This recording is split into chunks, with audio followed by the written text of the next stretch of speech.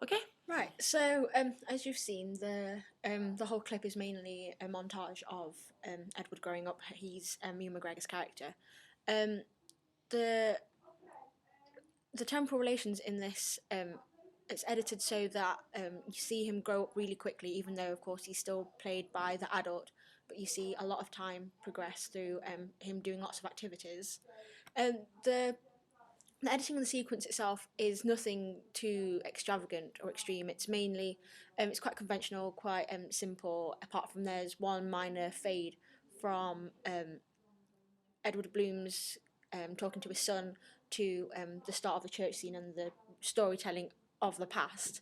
And this kind of keeps the focus on what's happening in the story and what you see, rather than anything else that's part of the film.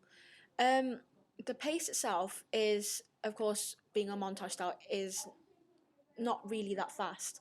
Um, there's only very few fast cuts, mainly in the sports scenes, the basketball and not the basketball, sorry, the baseball and the football scene in particular. Um, this, of course, just basically emphasises the fact it's an exciting sports game, and it's sort of shows how many spectators there are, and also the cuts sort of fill in the gaps between the long periods of time during the sport. For example, when Edwards running in the football match, you cut to Don Price, and you of course cut to the cheerleaders as well. Um, the the shots themselves are quite conventional as well. Most of them are fairly long and establishing, mainly due to, of course, the time element of the montage. So every single shot that you've seen, for example, the track shots and some of the panning shots as well, it's basically so you understand what's going on in each section, and as well as seeing the story in that minor story arc at the same time. The close-ups are mainly used to show reactions of the characters. Um, for mainly of Edward and of Don Price, which is the other main character who's in everything else that Edward does, and I'll explain how that reflects on the characters later on. Also, the close-ups show emphasis on parts of the story, for example, in the science fair, with the close-ups of how it works and things. So you can see that it's quite intricate, and it's a very complex and very detailed equipment, really.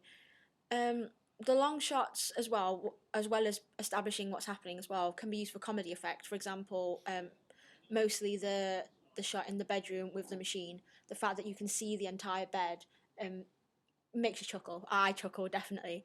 The establishing shots as well, at the end with the cave, show Edward's vulnerability as well.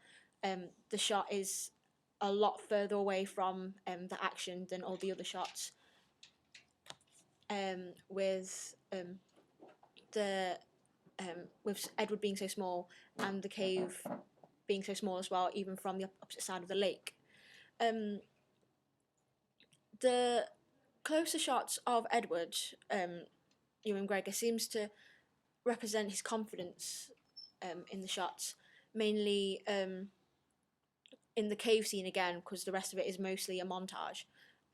When Edward is talking, well, rather shouting at the giant, who's Carl, um, the close-ups, it's a fairly standard close-up shot of the shoulders and the face, whereas when he's nervous and scared, for example, when Carl shouts at him from the cave, or when he's being blown back by the strong winds caused by Carl's voice, the shots pull out again, which then shows his vulnerability and the fact that he's scared, which is different to the montage where he's shown as a confident person. Um, the framing is quite classic Tim Burton, especially the rule of thirds. Mainly, he uses sort of vertical thirds rather than horizontal thirds.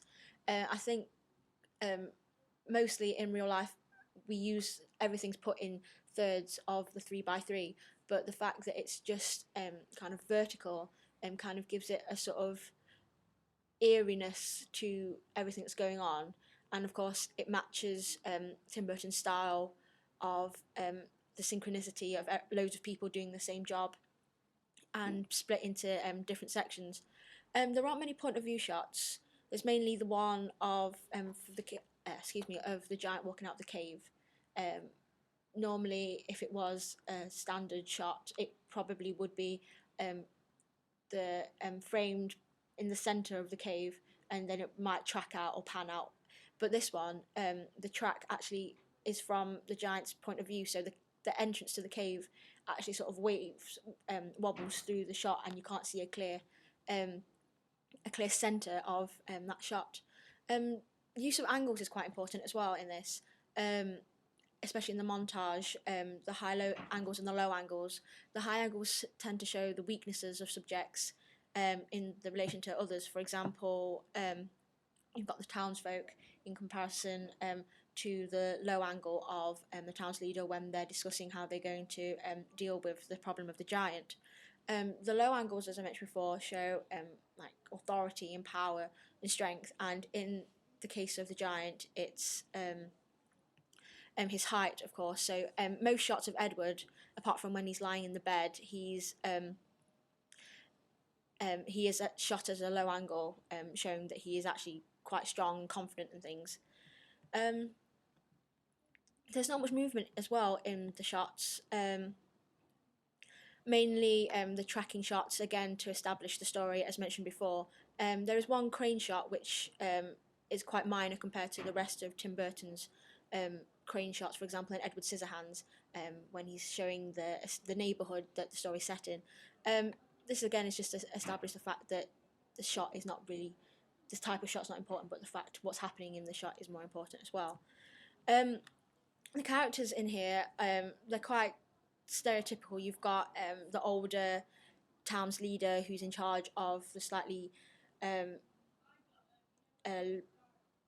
unwell dressed, badly dressed townsfolk who are kind of wearing messy work clothes, tend to be browns, greys, dirty sort of colours, whereas those are mainly the men, whereas the women tend to wear sort of more pastel-y colours and are well trimmed and presented well.